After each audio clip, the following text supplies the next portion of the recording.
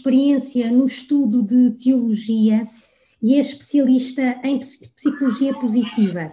No momento, ele é professor convidado do curso de Mindfulness e Espiritualidade e é autor do conceito de meditação slow.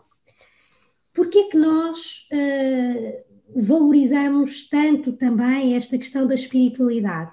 Dizer-vos que a Organização Mundial da Saúde tem vindo a aprofundar as suas investigações na área da espiritualidade, na medida em que considera que a espiritualidade é uma vertente tão importante para a saúde como uma dimensão, como as vertentes corporal, psíquica e social.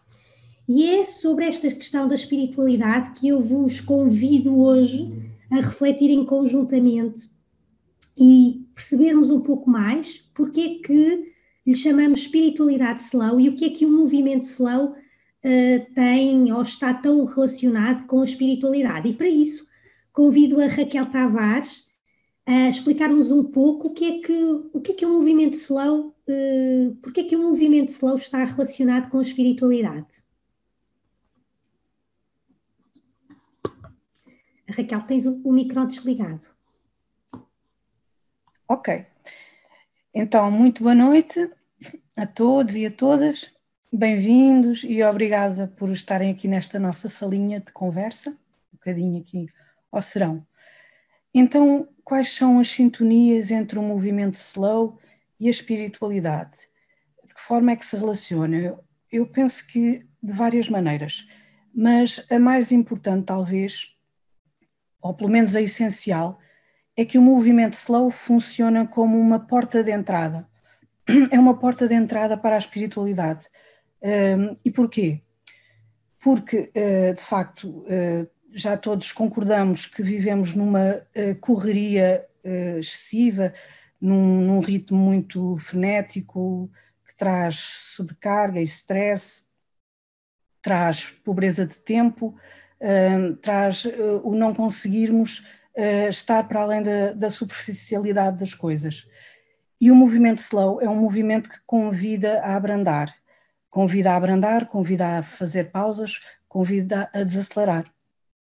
Ao convidar a fazer isso, e ao começarmos a fazer isso, abrimos a porta à interioridade, a podermos estar connosco próprios, a desenvolver uma atitude de maior silêncio, de maior contemplação, de um maior autoconhecimento, convida a termos tempo para nos relacionarmos connosco próprios em maior profundidade e também com o outro, a maravilhar-nos com as coisas simples, com as pequenas coisas do mundo, com a vida em geral, e isso pode levar também à relação com o transcendente.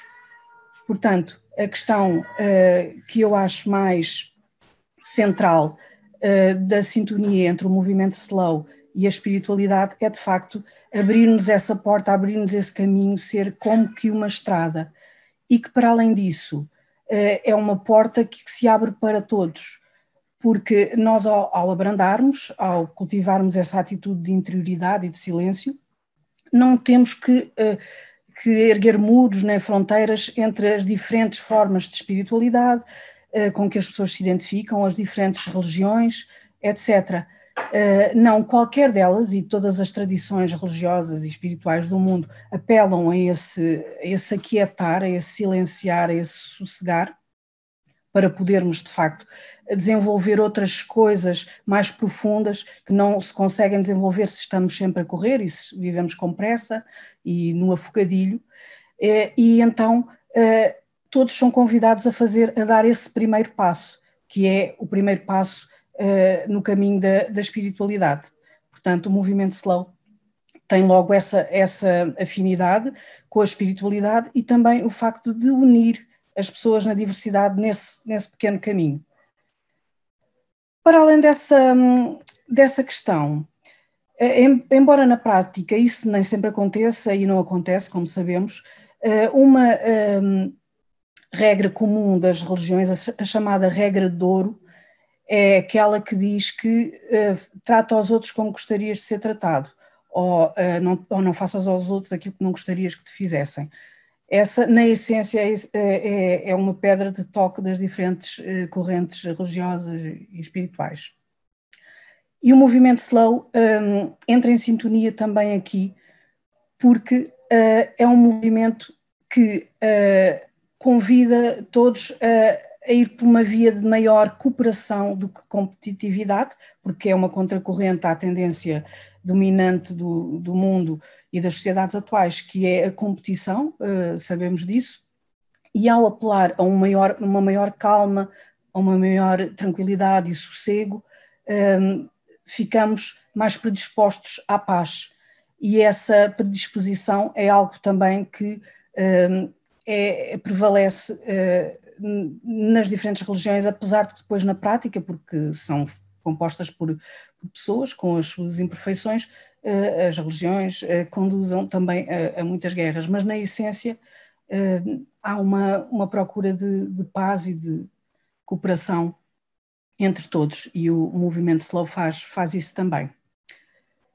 E enfim, eu já falei aqui um bocadinho destas questões mais gerais e agora gostava muito de passar a bola aqui ao meu colega, o Malone, que tem uma experiência para contar de vida e tem também ideias sobre o que é a espiritualidade e de que forma é que também se relaciona com o movimento slow, e eu gostava de lhe dar a palavra nesse sentido, para complementar aqui as minhas. Obrigada. Muito obrigado. Boa noite para quem está em Portugal, boa tarde para quem está aqui no Brasil, finalzinho de tarde aqui para nós. Primeiro, queria agradecer o convite, a oportunidade, em especial de toda a equipe, do Movimento Slow, na figura, então, da Sophie e da Raquel. A Raquel, que eu troquei um e-mail há muito tempo ainda, quando o mundo era normal, a gente podia se encontrar, e depois veio a pandemia, e a gente, né, continuou, e agora acho que oficializa algumas parcerias, que deixa muito feliz. Então, juventude, acho que conversar sobre espiritualidade slow, acho que é importante.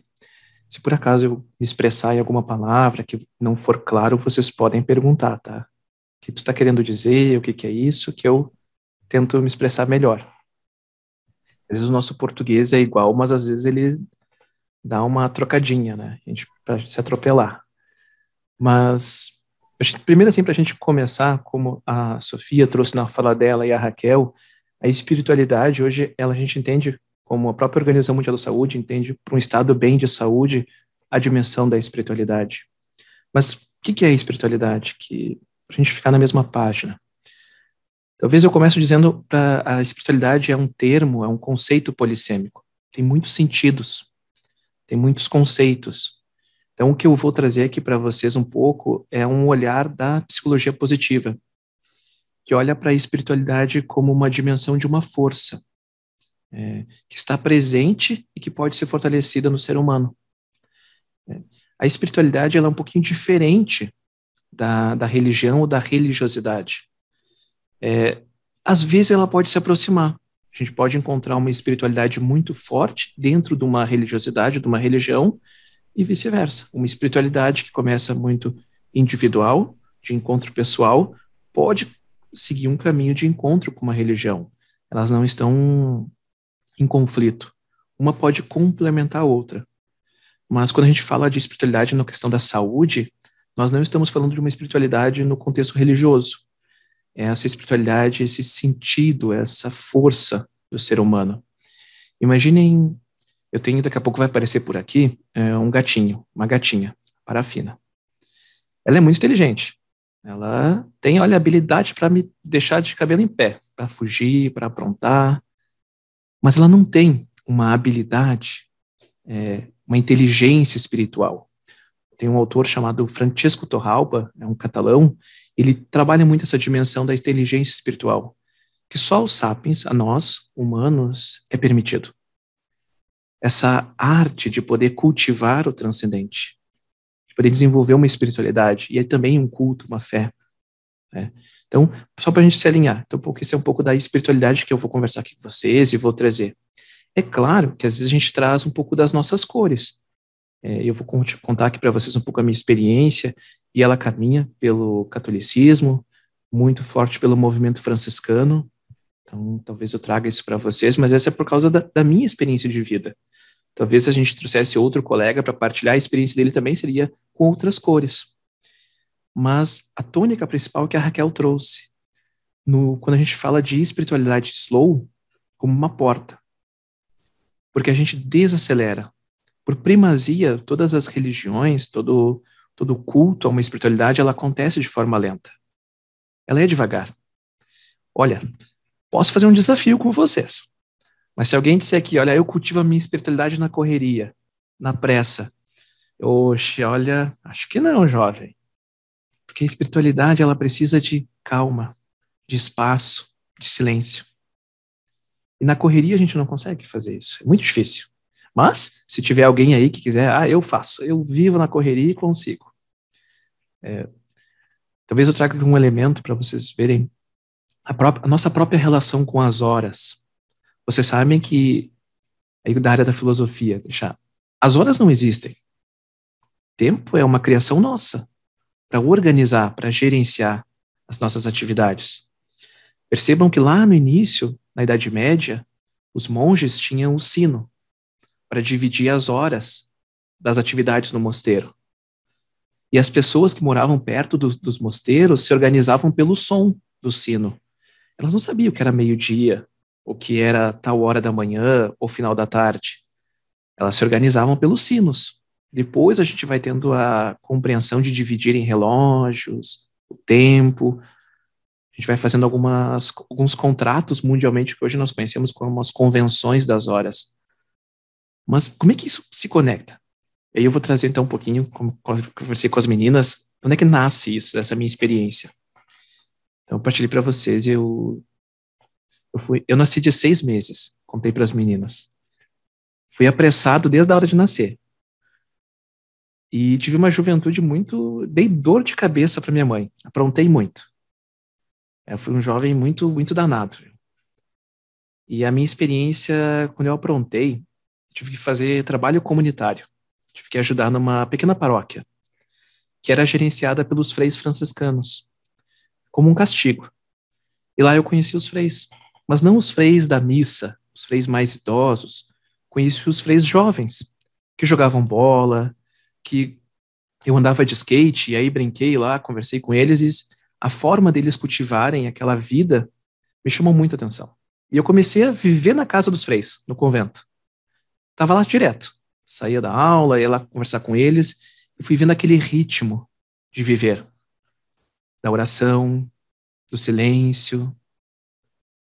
A hora, não sei vocês, mas a nossa família tinha o costume de comer as refeições com a TV ligada. E no convento não. No convento eles era uma mesa, só eles, conversando. E eu achava aquilo tão legal. E fui indo aos pouquinhos, então acabei aí despertando para a vocação religiosa. Entrei no mosteiro, né, entrei na vida religiosa franciscana e fui frade durante 10 anos. Fui muito feliz. Foi a parte da minha vida que mais me inspira entender. E no meu último ano eu fui enviado para a Amazônia para trabalhar, depois que terminei, fiz uma pausa no curso de teologia e fui para a Amazônia trabalhar em aldeias indígenas. E lá eu aprendi muito. 2 elementos, que é o slow, a filosofia slow e a filosofia minimalista. Hoje eu digo quando eu conheci esses conceitos, mas naquela época a forma como eles se gerenciavam nas aldeias, a forma de viver, foi me inquietando de entender como ser feliz com tão pouco. Como viver no ritmo das águas. Os curumim, as crianças falavam muito isso. Viver no ritmo das águas. E aquilo foi me educando. Eu fui aprendendo com eles. Depois de um tempo, eu fui ajudar em Roraima, onde eu morei na região amazônica, é muito próximo da Venezuela. Estava começando o conflito na Venezuela com vários venezuelanos fugindo para o Brasil. E começou uma crise humanitária. Então eu fui para lá para ajudar nos campos de refugiados. E lá eu aprendi novas coisas. Quando pouco machuca. Quando muito tempo sem ter o que fazer ou sem ter um propósito também machuca. E aí, conhecendo uma antropóloga, que foi me ensinando, e aí ela me deu esses conceitos, me apresentou um pouco da filosofia slow, essa gestão do tempo e o conceito de minimalismo. E lá nesse período eu acabei decidindo sair da congregação.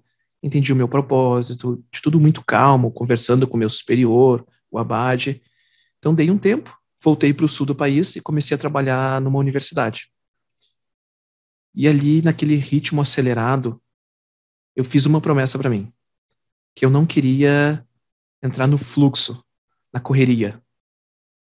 Que eu queria cultivar aquilo que eu tinha aprendido na Amazônia. E também com a minha espiritualidade. Então, em São Francisco, não sei se poucos conhecem, São Francisco tem uma vida muito contemplativa. Embora ele tenha o cuidado com a criação, com os animais, ele viveu durante muito tempo em silêncio, na natureza. E isso se chama os eremitérios. São Francisco tem um jeito diferente de ver a quietude, a contemplação. Isso sempre me atraiu. Então, fiz o meu cultivo, comecei a pesquisar, e na academia nós temos o boom da meditação, das práticas contemplativas na área da neurociência. Quando eu vi isso, eu me apaixonei. Tanto que hoje me dedico a estudar e a trabalhar um pouco com isso, como que as práticas contemplativas, a meditação, podem auxiliar no bem-estar. E aí aqui eu tenho a junção de duas coisas. Das práticas de meditação com a filosofia slow. E na nossa universidade eu precisei criar um projeto que não tivesse necessariamente ligado a uma prática religiosa, mas que ajudasse os estudantes, a nossa comunidade universitária, a vivenciar um equilíbrio. Então eu peguei, formulei, comecei a pesquisar, aí que eu fui conhecer a Raquel, conhecer o Slow Movement em Portugal, as vertentes, e aí criei um projeto de meditação Slow, que tenta trabalhar com práticas de meditação e também comportamentos, uma mudança comportamental em relação à gestão do tempo. A gente trabalha isso com o desafio Slow. E veio a pandemia. E a gente fez um mês do projeto. E nossa, na nossa universidade nós construímos uma sala de meditação, um espaço ecumênico. E eu perdi o chão, né? O que vamos fazer? E aí, aos pouquinhos, a gente foi trabalhando, conseguimos passar para o online. A Sofia já participou de algumas atividades conosco. E vocês estão convidados, depois quem quiser chegar. Ou daqui a pouco a gente vai te levar aí para Portugal, o grupo ou as práticas. Nessa atitude de um pouco disso, de slow. Acho que eu falei demais, não falei? Eu falo devagar, aí o tempo vai. O Cronos não me perdoa. Eu agora também fiquei inspirada pela história do Malone para contar também um bocadinho a minha neste âmbito da espiritualidade, que é uma história por oposição muito banal. Nada dessas aventuras tão enriquecedoras que tem o Malone, contudo, na banalidade da minha experiência, também se pôde desenvolver essa vertente. Porque às vezes nas coisas pequenas e simples, que não são nada de extraordinário, conseguimos trazer o extraordinário.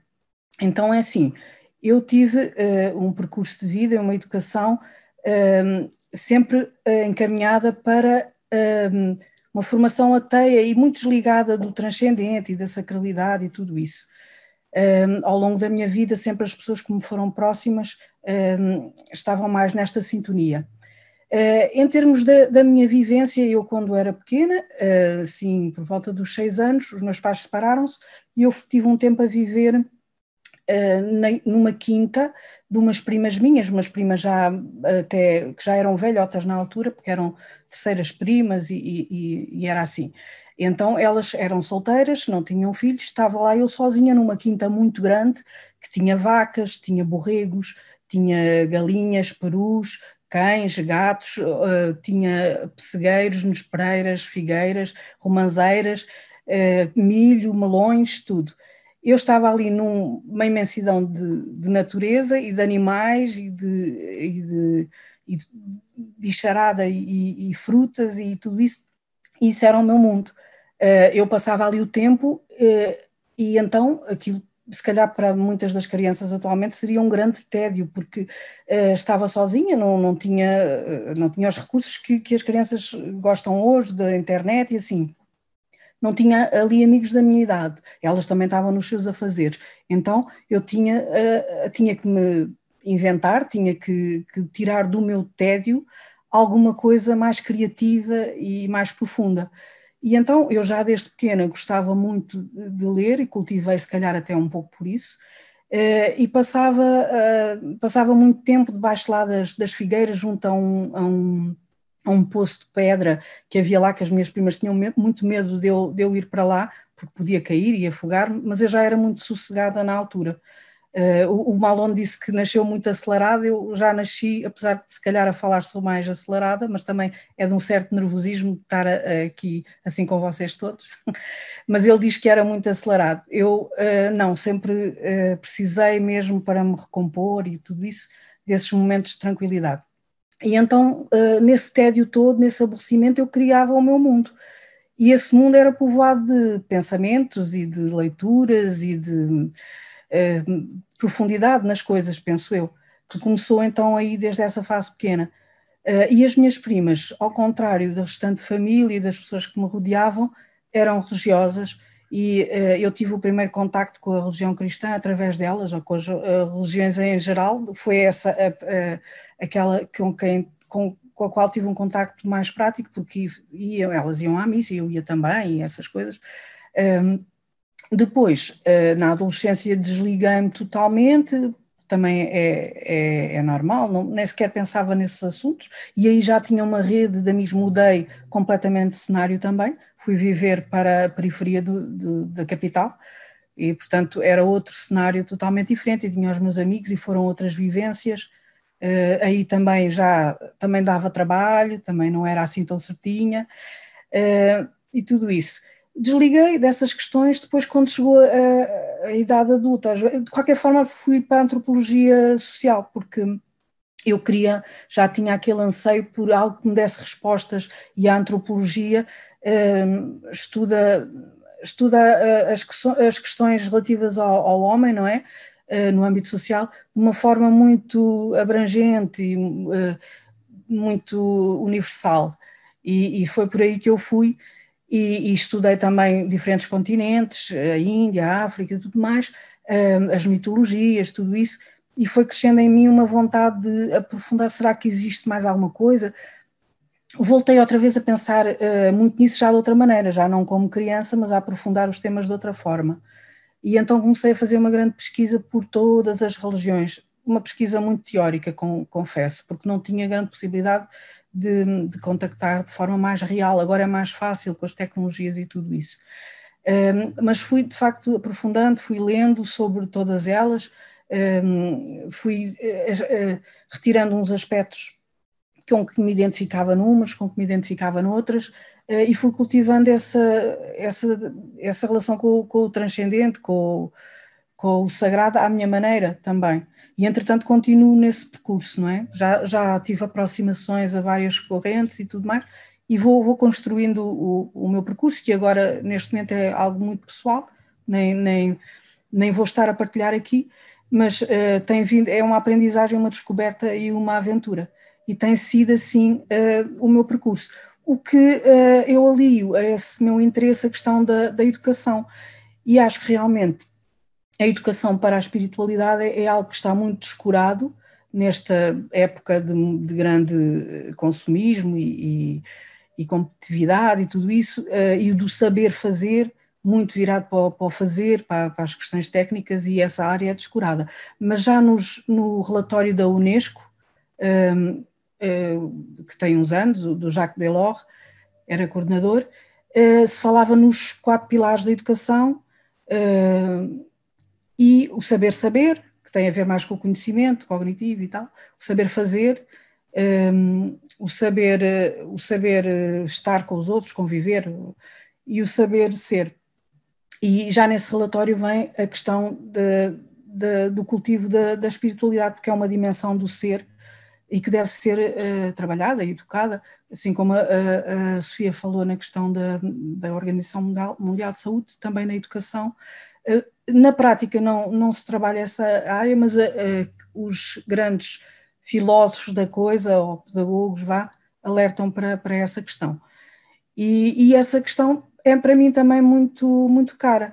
E então o que eu lançava aqui como desafio era se alguns de vós que estão aqui connosco na sala, se têm pistas de como, assim, estratégias, atividades, porque eu própria também não sei muitas, não é? Eu gostava de ouvir, de como educar para a interioridade, seja assim, atividades ou estratégias que podem ser desenvolvidas nas escolas, ou em casa, em família, tanto com os adultos como com as crianças.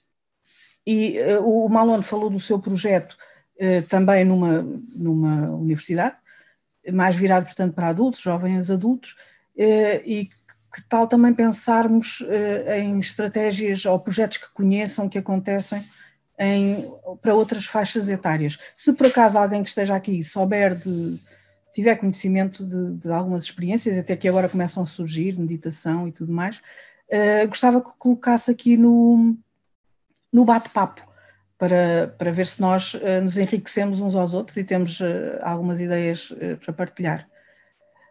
Eu, pela minha parte, tinha a ideia de gostar de desenvolver, aqui mesmo no âmbito do SLOW e da associação, debates à maneira de cafés filosóficos, por exemplo, porque para filosofar, pensar, portanto, é preciso tempo, também é preciso esse abrandar, deixar correr a criatividade e o pensamento crítico também, as duas coisas.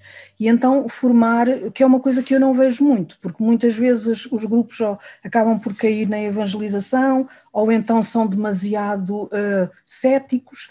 Então eu acho que seria interessante termos, por exemplo, um grupo que reunisse diferentes pessoas de diferentes confissões religiosas ou espirituais ou nenhuma, e em que nas nossas conversas pudéssemos aliar argumentos da ciência e argumentos da religião e da filosofia, e debatêssemos questões sobre o sentido da vida e sobre a existência de Deus e sobre a espiritualidade em geral, etc.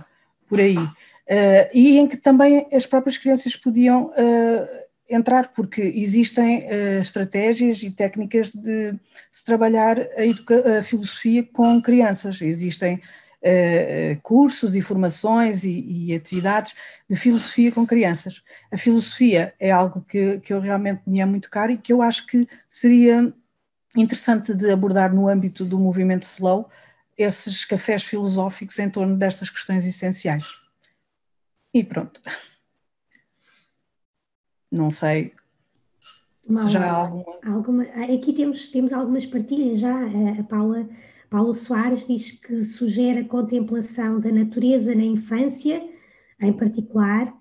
A Maria José Pessoa fala no yoga e banhos de floresta como propósito, como propícios ao cultivo da espiritualidade. E a Isabel Luiz diz que dá aulas de Qigong a séniores, que é uma meditação em movimento. Uhum.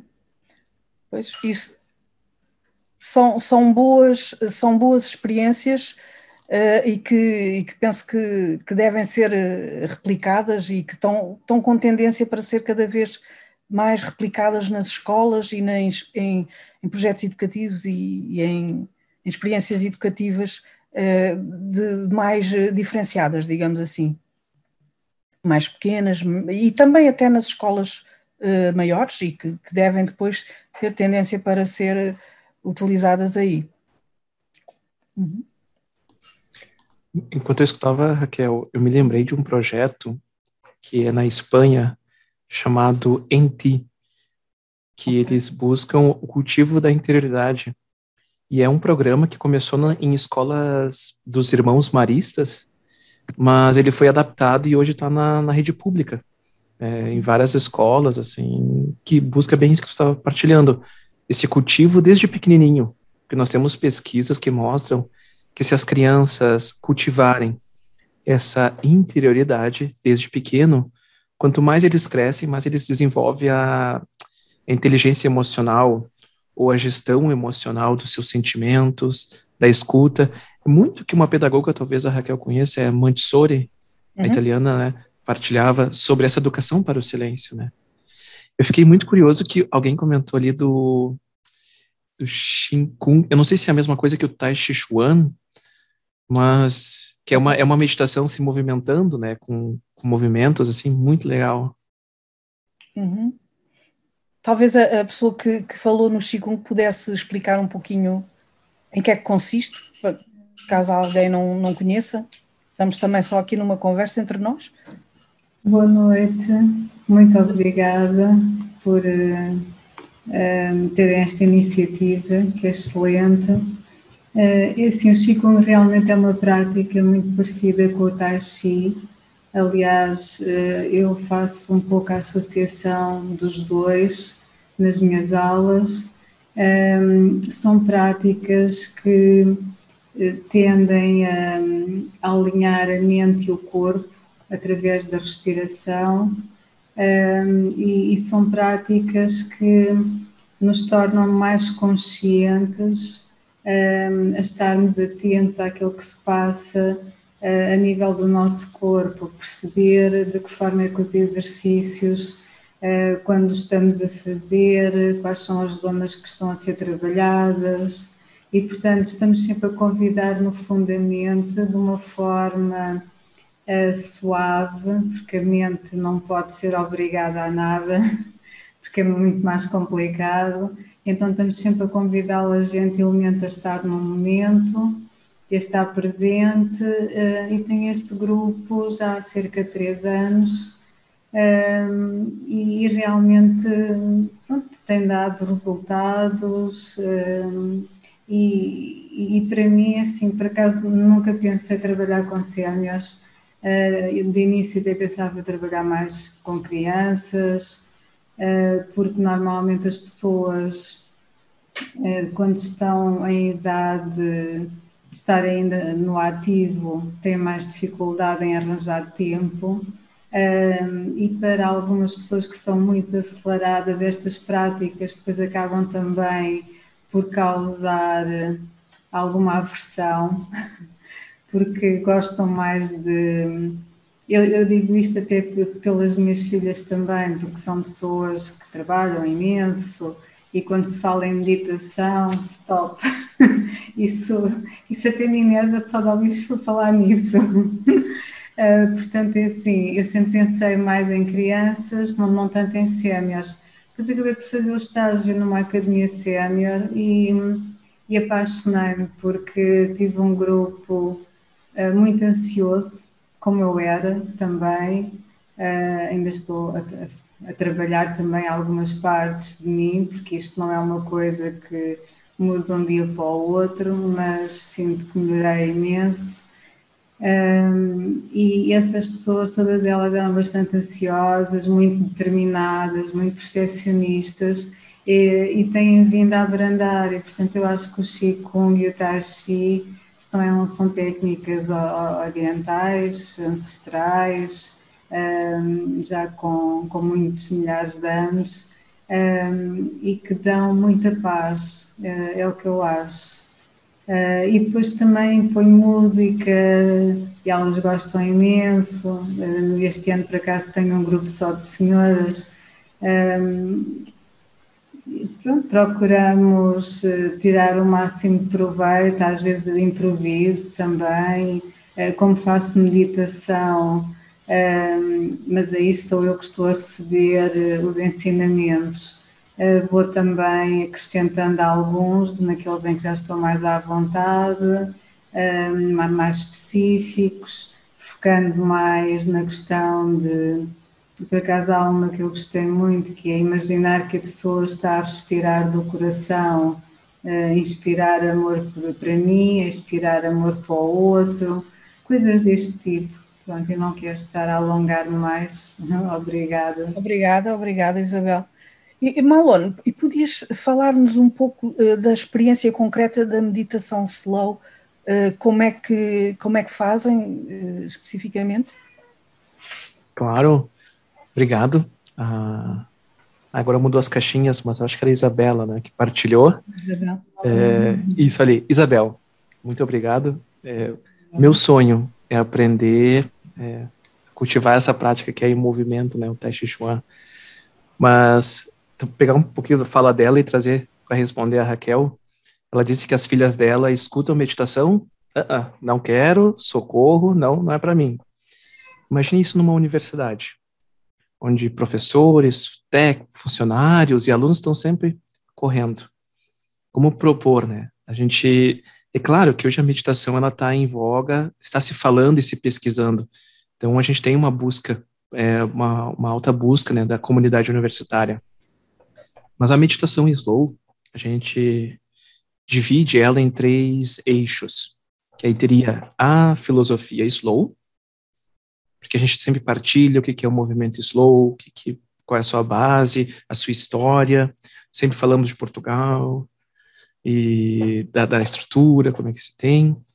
Então, esse é um eixo. Depois a gente tem o eixo da prática de meditação. Depois tem mais um eixo, que seria o eixo da poimênica, ou comunidade. Então, esses 3 eixos são vivenciados no encontro. Então, como é que funciona o primeiro encontro? O primeiro encontro, né, o primeiro momento, a gente tem um alongamento. Quase como a Isabel partilhou ali um Tai Chi Chuan, só que agora é online, a gente faz alongamento, onde o participante traz a atenção para o corpo.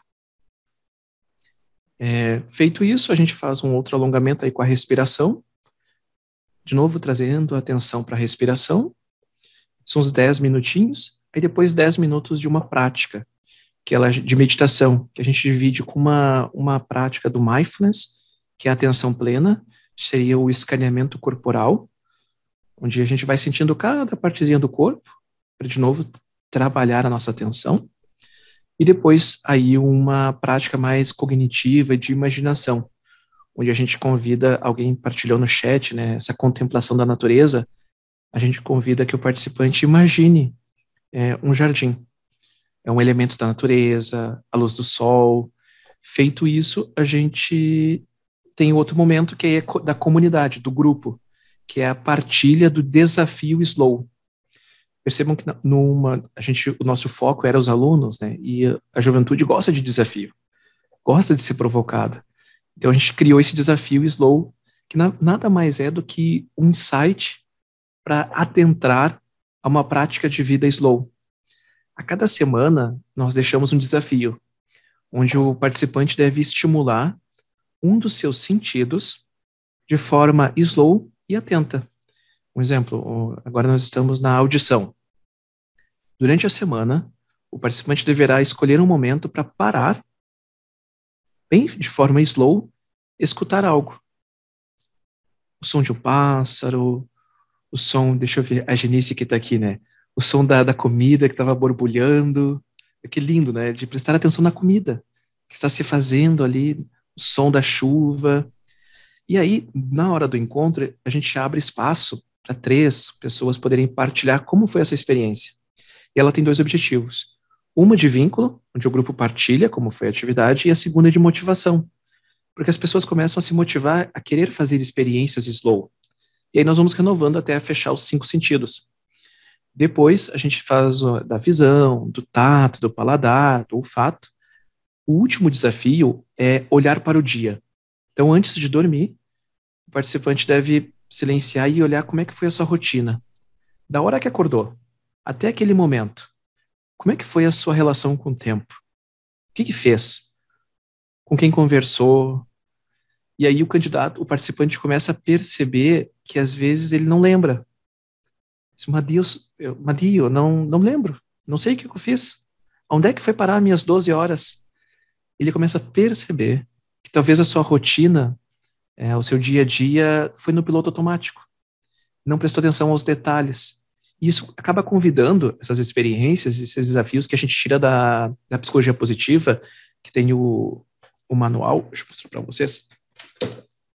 Tem esse manual aqui, que a gente tira esses exercícios, né? A gente dá uma adaptada mais para o ritmo slow, mas o participante, ele vai percebendo a mudar o comportamento.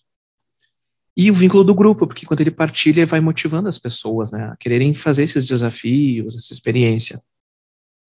A Sophie está por aí, a Sophie já participou de alguns dos grupos. Não sei se ela... tem também outros participantes aqui? Sim, de facto, estas duas questões, estas duas vertentes que o Malone falou são de grande importância. O facto de nos desafiarem todas as semanas, eu faço só uma vez por semana, não é? À terça-feira, mas o facto de termos um desafio para trabalhar durante a semana e depois a questão da partilha e o vínculo que se vai criando com os vários participantes. E o facto de nós sermos chamados e termos aquele alerta para diariamente contrariarmos um pouco o piloto automático, como dizia o Malone, e nos direcionarmos para o aqui e agora e para as tarefas que efetivamente, para aquilo que estamos a fazer. Não deixar, como dizia a Isabel, a mente é algo que é muito complexa e que nós sabemos que 47% do nosso tempo nós vivemos em modo piloto automático, mas de facto nós precisamos de cultivar esta questão do aqui e agora. E esta questão também, agora se me permitem, esta questão do aqui e agora é também fundamental e muito importante, talvez eu diria uma das bases para esta questão do cultivo da espiritualidade, porque quando falamos em espiritualidade falamos também na vertente do sentido da vida, não é? Algo mais profundo. Por isso é que Carlo Honoré dizia que rápido é superficial e slow é profundo. Quando nós abrandamos, como dizia a Raquel, não é? Nós contactamos, portanto, mergulhamos sobre nós próprios e somos obrigados a olhar para dentro e a falar connosco, a ouvir atentamente, a praticar a escuta ativa com os outros, mas também a relacionarmos de forma diferente connosco e a valorizarmos o que é efetivamente importante. Porque, de facto, será que nós precisamos de todo este ritmo acelerado que nós vivemos? Será que nós precisamos, e as crianças precisam de tantas atividades extracurriculares, um horário super preenchido que nem os pais conseguem orientar-se, não é? Hoje é segunda-feira, deixa-me ver, o mais novo tem isto, o mais velho tem isto. Precisamos quase de uma agenda para os filhos e para nós.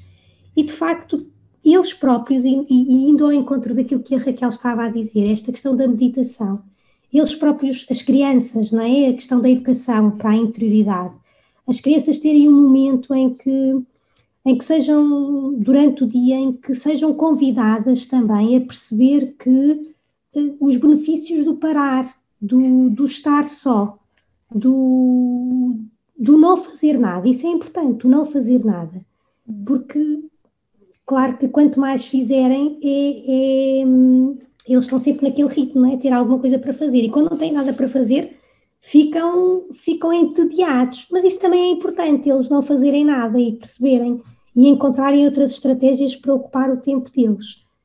Mas, portanto, acho que já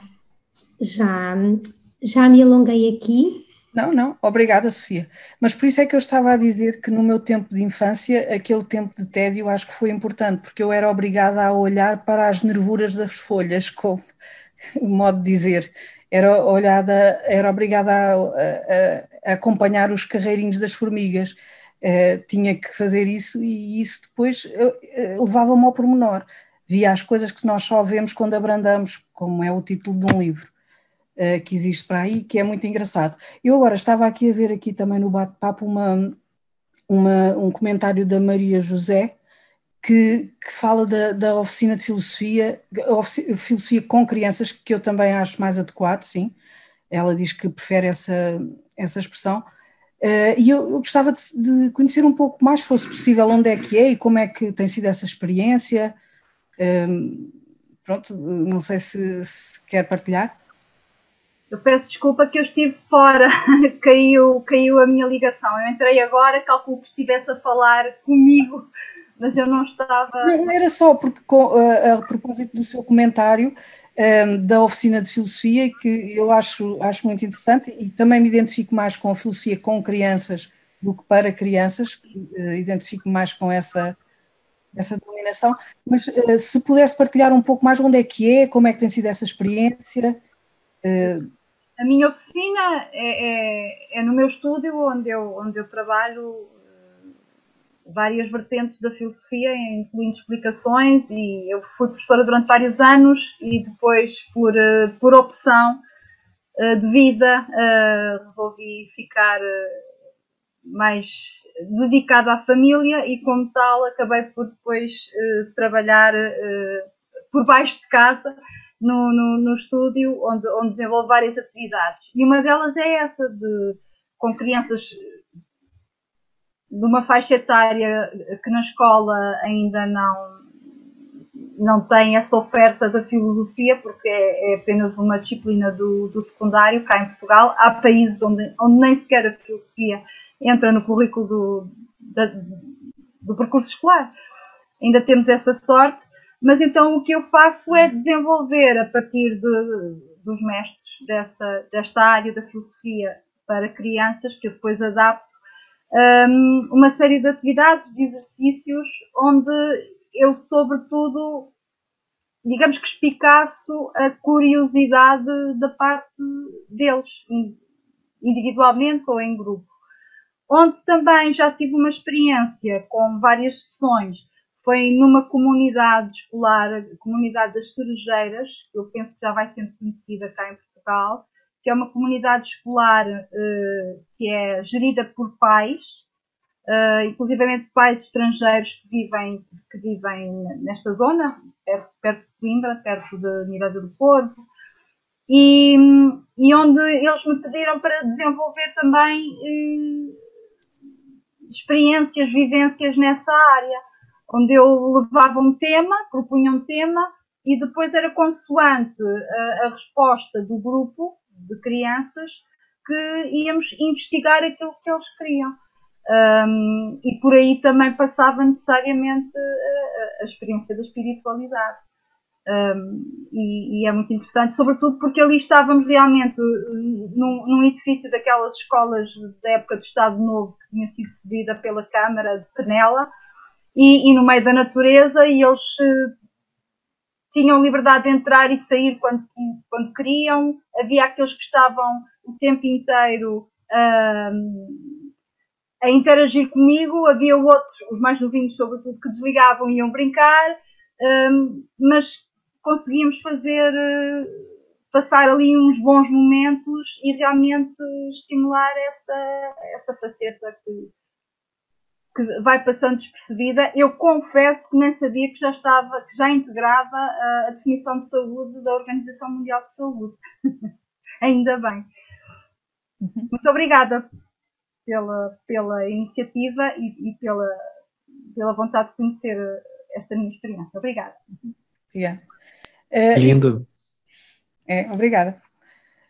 Eu agora queria só aqui fazer um desafio também aqui à nossa Célia. Célia?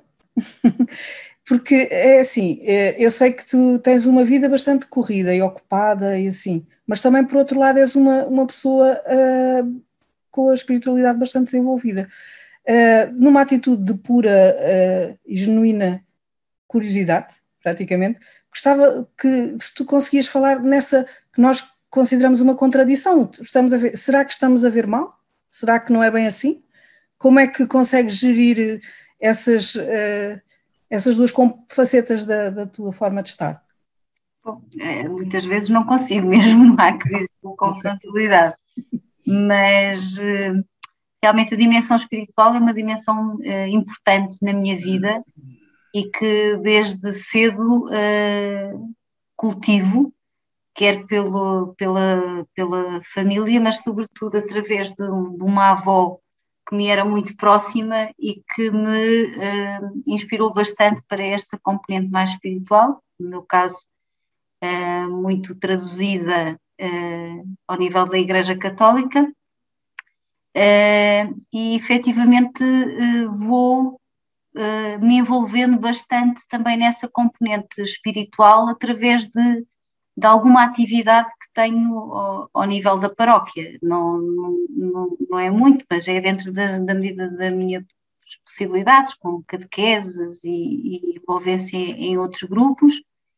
e vou traduzindo essa espiritualidade também em ação, que é como eu me sinto bem a traduzir também essa espiritualidade junto das outras pessoas e a poder ter uma interação com elas e participar ativamente, digamos assim, na vida mais comunitária, neste caso numa comunidade ligada com a Igreja Católica aqui em Arruda dos Vinhos, que é onde eu vivo. Mas efetivamente eu acho que este balanceamento da nossa vida profissional, pessoal, espiritual, social, é muito importante para o nosso equilíbrio e para o nosso bem-estar. Pelo menos para mim é. E, portanto, vou procurando, dentro da medida do possível, ir equilibrando isto, se bem que eu devo confessar que a vida profissional também muitas vezes toma mais tempo do que deveria. Todas as pessoas me dizem o mesmo, mas a verdade é que também gosto muito do que faço e, portanto, vou roubando um bocadinho ao descanso. Olha, espero que isto não passe muito mal em termos de saúde, mas é aí se calhar que eu corto um bocadinho nas horas do descanso, porque de resto estou sempre muito animada para poder desenvolver também essa componente espiritual, e se não estivesse aqui hoje, lá está, estaria numa atividade da paróquia. Como não consigo estar em 2 sítios, hoje optei por estar aqui convosco, e muito obrigada por esta partilha. Hoje estás na vertente mais contemplativa e reflexiva da espiritualidade, não estás tanto na da ação. Ativa, exato, mas também é importante esta componente de reflexão, e obrigada por esta partilha e por esta oportunidade de estar aqui.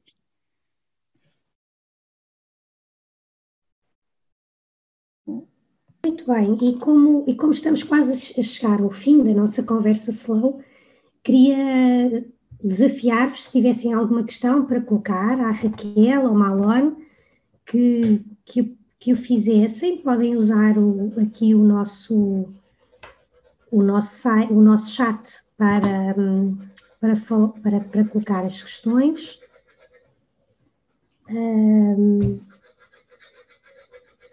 Se não houver mais questões, e já foi uma conversa slow tão rica, eu iria atrever-me a fazer uma última questão ao Malone, se ele assim permitisse, que era, nós estamos aqui, portanto, 26, estamos 26 presentes, que sugestões é que que poderias deixar a todas estas pessoas que estão aqui connosco e também que nos ouvem nas redes sociais, para cultivar uma vida? Que sugestões é que tu deixarias para cultivar uma vida com mais significado? Perfeito. Ali, então, em relação à pergunta ali que eu vi agora da Maria, eu vou encaminhar para a Sofia o link depois do projeto Em Ti, que eu conheço um pouco por cima, lá da Espanha. Aí ela compartilha e depois faz chegar até vocês. Acredito que ela tem o e-mail. Mas o desafio que eu deixo para vocês é: um aluno na universidade, depois de uma prática, ele me contou algo que me marcou. Ele tinha ido para o sítio, onde não pegava sinal de celular, mas tinha internet, tem luz, só que por causa de uma chuva, faltou luz. O serviço de energia foi interrompido. E ele, então, não tinha internet, não tinha como olhar TV, e toda a sua família se encontrou na varanda, na sala, assim, para conversar e tomar um chimarrão. Isso aqui é um chimarrão. E ele partilhando o quanto tinha sido rico essa experiência de ficar em família, sem fazer nada, apenas conversar. Ele partilhou que brincou, que deu muita risada com os pais, com o irmão dele, lembrando histórias da infância. E talvez, acho que seja esse, vou dar um convite, né? Uma prática contemplativa e uma prática ativa. Acho que a prática ativa seria essa, de cultivar conversas significativas. Eu sei que agora, por causa da pandemia, a gente só pode se encontrar, não sei como é que está em Portugal, mas aqui no Brasil a gente está se cuidando, não estamos fazendo encontros. Mas se vocês pudessem, ao menos uma pessoa, se encontrar de forma slow, de forma atenta, prestar atenção. Existe uma meditação do mindfulness que é a escuta atenta. Eu escutar depois falar. Seria um desafio, porque quanto Viktor Frankl, que é um outro psicólogo que fala sobre o sentido da vida, ele fala muito do encontro no outro, das conexões que a gente vai fazendo com o outro. Olha ali, ó, alguém já está lendo ali, ó, Em Busca de um Sentido. Esse aí, esse é o autor. Então fica essa dica de uma meditação ativa, uma dica porque talvez essa busca, né, do encontro. E a outra, que é uma prática formal, seria o silêncio. Na universidade eu também trabalho com um projeto de vida com os universitários. E uma das dimensões que eu trabalho com eles é o silêncio. E eles odeiam o silêncio. Nunca se faz silêncio. Quando eu não estou fazendo nada, eu estou mexendo no celular, estou escutando música, olhando filmes, Netflix, YouTube, e eu convido eles a ficarem em silêncio, a se desconectar e ficar em silêncio. E é muito legal, porque eu prometo um prêmio, se eles fizerem. E às vezes eles me dizem, mas como é que tu vai saber que eu fiz o silêncio? Eu vou olhar no teu olho e vou saber se tu fez. Com uma pergunta. Normalmente a pergunta que eu faço é, como é que foi a experiência de fazer silêncio? E eles dizem, foi horrível. Porque não é um dom. Nós não fomos acostumados, nós não fomos educados para isso. É um exercício. Então isso eu deixo para vocês. Comecem 1 minuto. Todo mundo aqui. Eu vou depois pedir o endereço de vocês e eu vou na casa de vocês saber, ameaçar vocês. Tô brincando. Mas que se comprometam. 1 minutinho de silêncio. Parar. De forma slow. Estar atento. Ou aqui, ou agora. Escutar os sons. Sentir os aromas. E vocês vão ver como é bom. 1 minutinho. E aí na segunda semana, a gente dobra a meta. 2 minutos. Talvez vocês que já têm uma espiritualidade, como a Célia, quando forem à capela ou seu espaço de cultivo, fazer essa experiência de quietude nesses espaços. Tá bom? 1 minutinho. Todo mundo? Faz assim com a mão se todo mundo vai fazer. Quem pode botar? Eu vou cobrar, hein? Eu vou atrás de vocês. Eu tenho o e-mail de vocês. Vou pedir para a Sophie, tô brincando. Mas tentem esse desafio. 1 minuto. 1 minuto por dia. E aí a gente vai, acho que através do silêncio, nós vamos nos conectando com a nossa busca de propósito, com o nosso sentindo. Acho que é isso. Muito bem. Obrigada, Malona. Obrigada, Raquel. Pronto, quero agradecer a presença de todos. Estamos a chegar ao fim, não queremos roubar tempo ao descanso. O Henrique está aqui a dizer adeus, que é o meu filho. E dizer-vos que voltamos no próximo mês para uma nova conversa slow. No mês de junho, nós, Slow Movement Portugal, vamos trabalhar uma outra temática. Não vou dizer qual é, porque assim têm que estar atentos e perceber e, portanto, acompanhar. E convidava-vos a estarem e a acompanharem a próxima vertente slow, que também é muito, muito interessante.